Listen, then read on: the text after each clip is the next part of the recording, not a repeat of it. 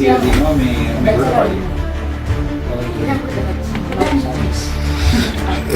அனைவருக்கும் வணக்கம். நான் வாஜியா தமிழ் ஃபன் யூடியூப் சேனலாக நாங்கள் பார்க்க போகிற ஒரு தகவலாக இருப்பது மிகவும் பிரபல்யமாக பேசு பொருளாக மாறி இருக்கின்ற ஒரு தகவலை ஒன்று தான் நாங்கள் பார்க்க போகிறோம். அது ஜாழ் போதனா வைத்தியசாலையில் தற்போது அது பேசும் பொருளாக மாறி இருக்கின்ற ஒரு வைத்தியசாலையாக ஜாழ் போதனா வைத்தியசாலை காணப்படுகின்றது. அதாவது என்ன விடயம் நடந்திருக்கின்றது என்று டாக்டர் அர்ஜுனா அவர்கள் சுகாதார அமைச்சர் மற்றும் பிரதி சுகாதார அமைச்சரை சந்தித்து பல விடயங்களை சொல்லியிருக்கின்றார் என்பதை நாங்கள் காணக்கூடிய இருக்கின்றது.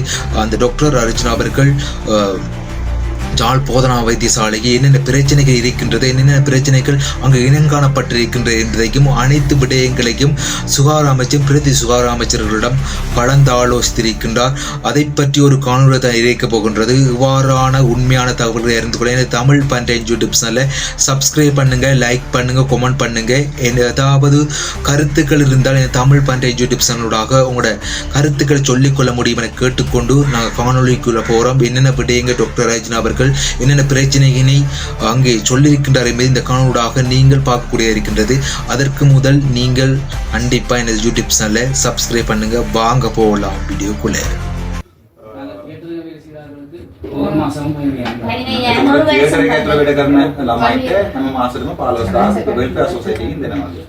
ஒரு வருஷம் දුන්නානේ. අවරේ ஒரு வருஷம் කවුරුද කියලා දිනවා මේ මේකට පඩිය.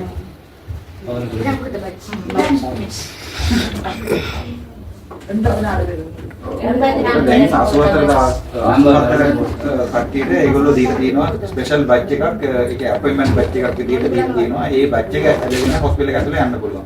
අවුරුදු 3ක් විතර මේගොල්ලෝ වැඩ කරලා තියෙනවා. මේගොල්ලෝට ඇතුළේ ඉන්න එපා කියන සිකියුරිටිලා ගහනවා, ෆොටෝස් දානවා, වීඩියෝස් දානවා. මේගොල්ලෝ හැමදාම මට ඒක අරන් යවනවා.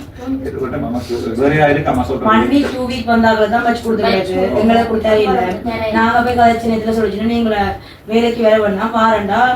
இப்போ உங்களுக்கு பிரைவேட் வேலைக்கு வாங்கல. நீங்க இப்ப வர தேவையான சார் கொஞ்சம் போமா இருக்கிறாரு. ஓகே. එතකොට කිව්වලු සතිමුටිස ටික හදවලා ඉන්න හින්දා සති දෙකක් එන්න එපා කියලා. ජනවාරි 14 අපි පොංගල් දේනවනේ. ඒකෙන් පස්සේ එන්නලු එයා ටිකක් කූරුනාම වෙල්ඩ ගන්නවා කියලා මේගොල්ලෝ එළියට දාලා තියෙනවා. එතකොට මේගොල්ලෝ අහනවා අත්‍තරම මේගොල්ලෝ සමහරු බැඳලා ඉන්නවා, බබාලා තියෙනවා, දුර ඉන්න වෙන කට්ටියක් ඉන්නවා. එතකොට ඒගොල්ලෝ ඇත්තම ජීවිත වේදම කියලා එකක්වත් නැහැ කියන ඉන්කම් කියලා එකක්වත් නැහැ. එතකොට මේගොල්ලෝ අහනවා අපේවත් ඒකට අරගෙන මෝකරි NGO එකක් තියෙනවනේ මේ ICRC නැත්නම් ரெட் கிராஸ் නැත්නම් செயின்ட் ஜோன்ஸ் அப்படி. ஜாழ் போதனா வைத்தியசாலை மிக ஒரு பிரபல்யமான ஒரு வைத்தியசாலையாக காணப்படுகின்றது.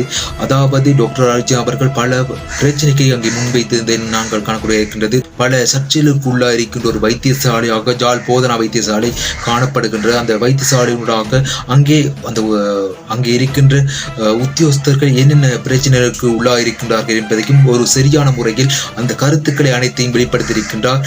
அவர் அங்கே என்னென்ன பிரச்சனைகள் இருக்கின்றது, என்னென்ன பிரச்சனைகளுக்கு அங்கே இருக்கின்ற மக்கள் உள்ளா இருக்கின்றார்கள் என்பதை, அந்த நோயாளர்கள் என்னென்ன பிரச்சனைக்கு உள்ளா இருக்கின்றார்கள் என்பதையும் ஒவ்வொரு விடயங்களையும் தகவல்களாக சேகரித்து ஒவ்வொரு விடயங்களையும் டாக்டர் அர்ஜுனா அவர்கள் சுகாதார அமைச்சர் மற்றும் பிரதி சுகாதார அமைச்சரிடம் சொல்லியிருப்பதை நாங்கள் காணக்கூடிய இருக்கின்றது.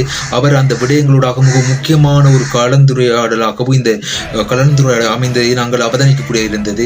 அவர் என்னென்ன விடயங்களை மக்கள் எதிர்நோக்கின்றார்கள், அந்த நோயாளிகள் என்னென்ன விடயங்கள் அந்த வைத்தியசாலை எதிர்நோக்கின்றார்கள் என்பதை உண்மையான தகவல்களை மிகவும் சரியான முறையில் டாக்டர் அர்ஜுனா அவர்கள் தரவுகளை சேகரித்து ஒவ்வொரு விடயத்திலையும் சொல்லியிருப்பதை நாங்கள் காணக்கூடிய இருக்கின்றது.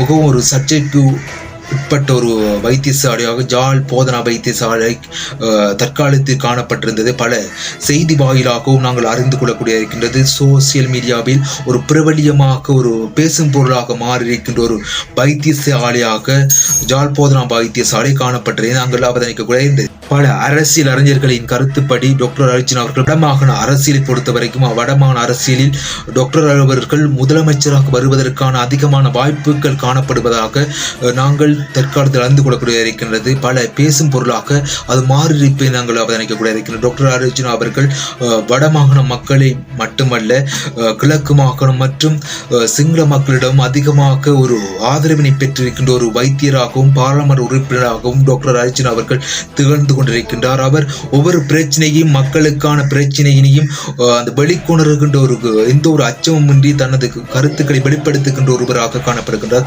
பாராளுமன்ற பொறுத்த வரைக்கும் வெளியிடங்களை பொறுத்த வரைக்கும் அவரின் கருத்துக்களை ஒவ்வொரு கருத்துக்களை முன்வைத்துக் கொண்டிருக்கின்றார். மக்களுக்கு ஏதாவது அநீதிகள் இழைக்கப்படுகின்ற போது அவர் அந்த முன்வந்து அந்த அநீதிகளை தட்டி கேட்கின்ற ஒருவராகவும் ஒரு தைரியமான ஒரு பாராளுமன்ற உறுப்பினராகவும் அவர் திகழ்ந்து கொண்டிருக்கின்றதை நாங்கள் தற்காலத்தில் உணர்ந்து கொள்ளக்கூடியதாக இருக்கின்றது.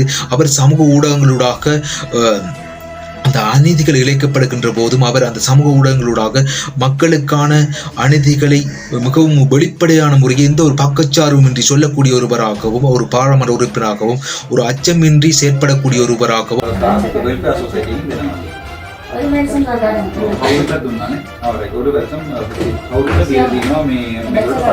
தேவையான என்னென்ன விடயங்களை அவர் சொல்ல வேண்டும் என்பதையும் சரியான இடத்தில் சரியாக முறையில் அவர் சொல்லிக் கொண்டிருப்பதை நாங்கள் காணக்கூடிய இருக்கின்றது. அவரை பற்றி பல விமர்சனங்கள் காணப்பட்டால் அந்த விமர்சனங்களை தாண்டி அவர் ஒவ்வொரு மக்களின் ஆதரவினை அதிகமாக பெற்று வருகின்ற ஒரு பாராளுமன்ற உறுப்பினராக டாக்டர் அர்ஜுனா அவர்கள் காணப்படுகின்றார். மூவின மக்களும் ஆதரவினை அதிகமாக செலுத்திக் கொண்டிருக்கின்றார்கள். சிங்கள மக்களாக இருக்கட்டும் மற்றும் தமிழ் மக்களாக இருக்கட்டும் முஸ்லிம் மக்களாக இருக்கட்டும் அதிகமானவர்கள் ஒரு அதிகமான ஆதரவினை வெளிப்படுத்துகின்ற ஒரு பாராளுமன்ற உறுப்பினராக டாக்டர் அர்ஜுனா அவர்கள் தற்காலத்தில் காணப்படுவதை நாங்கள் காணக்கூடிய இருக்கின்றது. பலதரப்பட்ட நபர்கள் அவரை விமர்சித்துக் கொண்டிருக்கின்றார். அந்த விமர்சனத்தை தாண்டி மக்களுக்கான சேவைகளை அவர் செய்து கொண்டிருப்பதை நாங்கள் அவதானிக்கக்கூடிய இருக்கின்றது. மக்களுக்கு என்னென்ன தேவையோ அதை சரியான முறையில் டாக்டர் அர்ஜுனா அவர்கள் செய்து கொண்டிருக்கின்றதை நாங்கள் ஒவ்வொரு விடயத்தினூடாக அவர் அந்த தனது முகநூலினூடாகவும் மற்றும் தனது சமூக ஊடகங்களூடாக வெளிப்படுத்தி கொண்டிருப்பதை நாங்கள் காணக்கூடிய இருக்கின்றது.